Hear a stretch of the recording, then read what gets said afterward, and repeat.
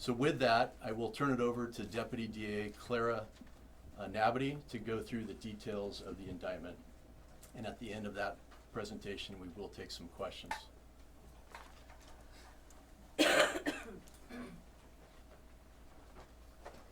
you, District Attorney Rising. My name is Clara Nabity. I'm a Deputy DA here in Yolo County, and I can provide a brief explanation of the indictments which the court unsealed late yesterday. As District Attorney Rising said, last Friday, a Yolo County criminal grand jury returned 2 indictments. The first is a 30-count indictment. There's also a separate 5-count indictment, and these are both for crimes related to the deadly explosions in Esparta, California last July 1st. The most serious charges are 7 counts of second-degree murder for each of the victims who perished in the explosion: Christopher Bocog, Neil Lee, Joel Melendez Jr., Jesus Ramos, Johnny Ramos, Carlos Rodriguez Mora, and Angel Waller. The criminal grand jury indicted 5 people for those murders: Kenneth Chi, Jack Lee, Gary Chan, Douglas Tollefson, and Samuel Machado. To briefly explain, the initial blast occurred on the eastern portion of the Machado property, and that's where the devastating pyrotechnics operations were consolidated. The evidence shows that that initial blast caused the death of these 7 victims. The criminal grand jury returned the indictment charging with murder the 5 individuals they believe were responsible for that initial deadly explosion. The indictment also charges multiple counts of felony conspiracy against 7 individuals. There is substantial overlap in the overt acts for the conspiracies charged. So I'm going to summarize together counts 8, 10, and 13.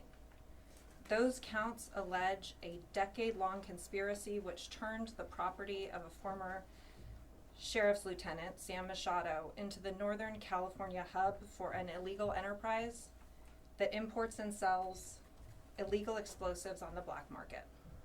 This is not a case just about fireworks. They are devices that have so much more explosive fireworks than the law allows that they can't be considered fireworks. They are explosives, but they were designed and packaged for consumer sales under private labels.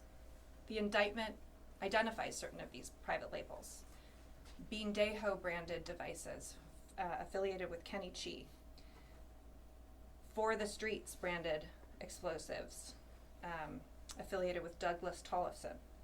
Ron Botello's brands were Big Bully and Bad Dad, and Craig Cutright used the private label Double OG. The indictment alleges Kenneth Chi led the enterprise with Jack Lee and Doug Tollefson with the aid of Gary Chan. The indictment alleges Craig Cutright and Ronald Botello were part of devastating pyrotechnics, but that they focused on a separate company called Black Star Fireworks starting in about 2023, which also operated from the Machado property. Counts 29 and 30 are specific to the Black Star operation. The alleged overt acts in counts 8, 10, and 13 describe Samuel Machado's participation, included using his role as a trusted lieutenant to help shield the conspiracy as it expanded. And the expansion was significant. The indictment alleges the footprint of devastating pyrotechnics expanded from 13 storage containers on the Machado property in 2015 to more than 50 in 2025, in addition to a 5,000 square foot warehouse. Over those 10 years, the indictment alleges the illegal enterprise was able to import more than 11 million pounds of explosives and related materials.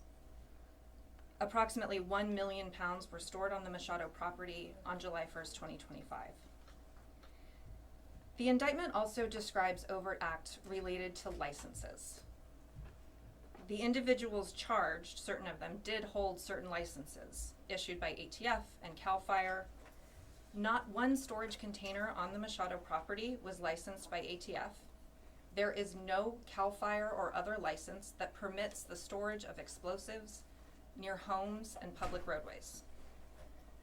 There are additional charges in the 30-count indictment against the 7 individuals. They include charges for a dangerous workplace, unlawfully causing a fire, insurance fraud by Kenneth Chi, and charges of child endangerment, animal cruelty, tax fraud, and possession of illegal assault weapons against Samuel Machado.